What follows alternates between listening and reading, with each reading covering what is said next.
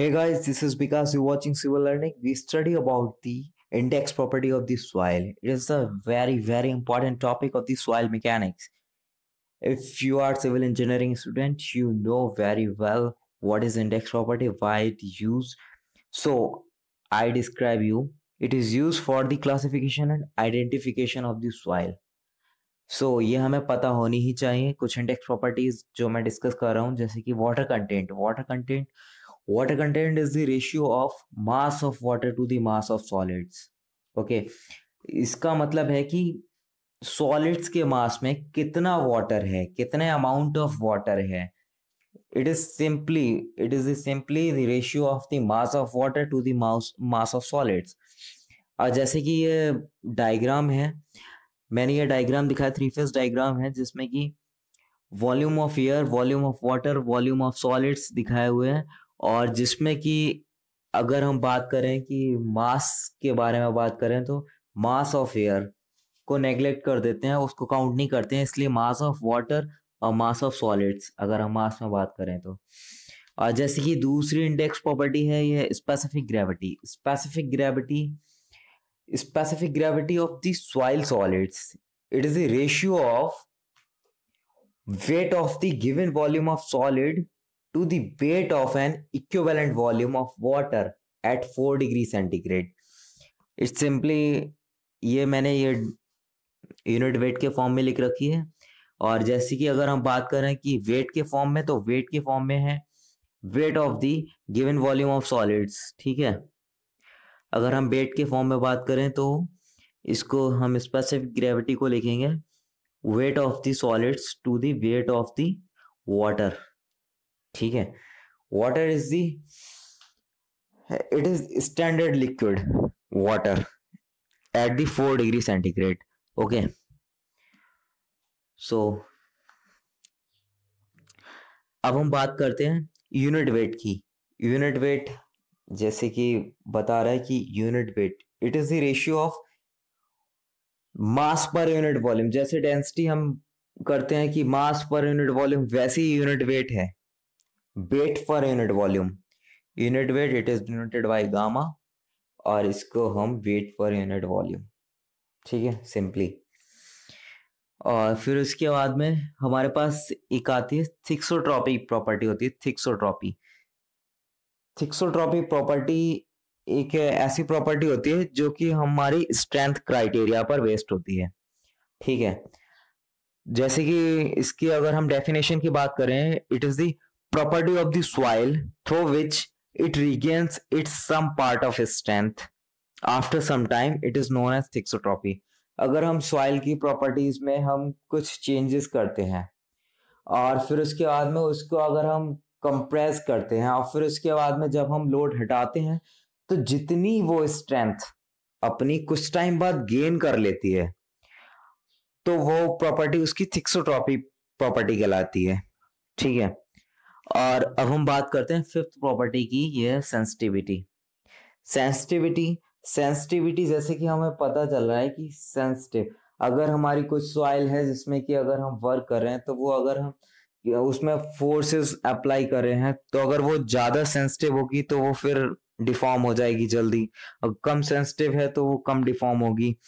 तो जैसे कि it is the ratio of unconfined compressive strength in the undisturbed soil to the unconfined compressive strength of remoulded soil.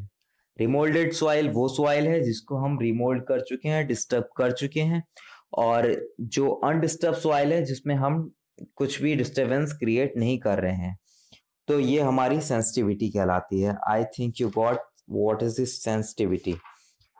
और जैसे कि अगर हमारी सेंसिटिविटी, अगर हम सेंसिटिविटी को हम कंस्ट्रक्शन पर्पस के लिए जैसे किसी सॉइल को यूज कर रहे हैं तो उसकी सेंसिटिविटी हमारे पास पता होनी चाहिए। जैसे कि अगर हमारी सेंसिटिविटी लेस देन और इक्वल्स टू 1 है तो वो होगी नॉन सेंसिटिव सॉइल।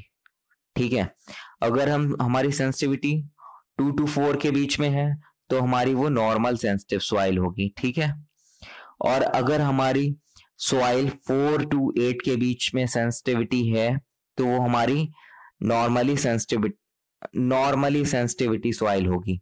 ठीक है। और फिर अगर हम बात करें तो 8 to 16 की, अगर हमारी 8 to 16 के बीच में आती है वो एक्स्ट्रा सेंसिटिव।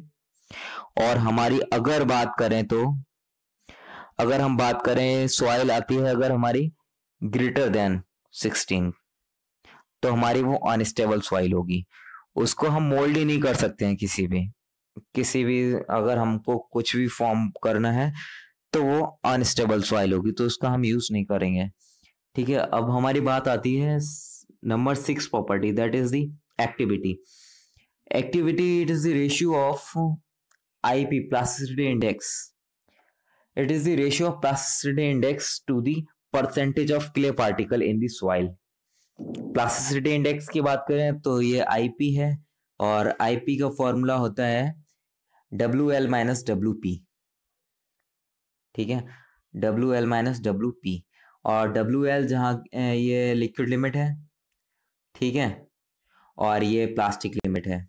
ठीक है, अगर ये नहीं पता होगा तो मुझे कमेंट कर देना, मैं आपको बता दूंगा लिक्विड लिमिट क्या होती है, प्लास्टिक लिमिट्स क्या होती है, लिमिट्स के बारे में हम बात कर लेंगे।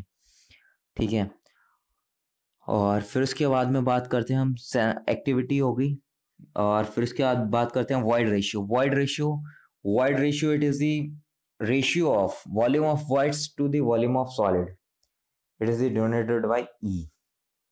ठीक है, okay, this is volume of voids to the volume of solids. अब हम बात करते हैं,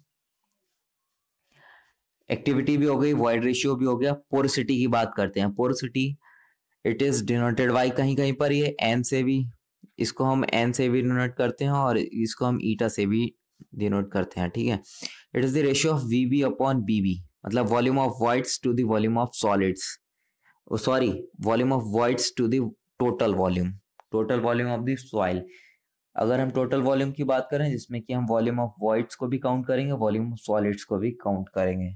ठीक है, अब हम बात करते हैं डिग्री ऑफ सैचुरेशन की। Degree of saturation, it is denoted bye S, और जो कि हमारी अगर सैचुरेशन की बात करें ये है volume of water to the volume of voids.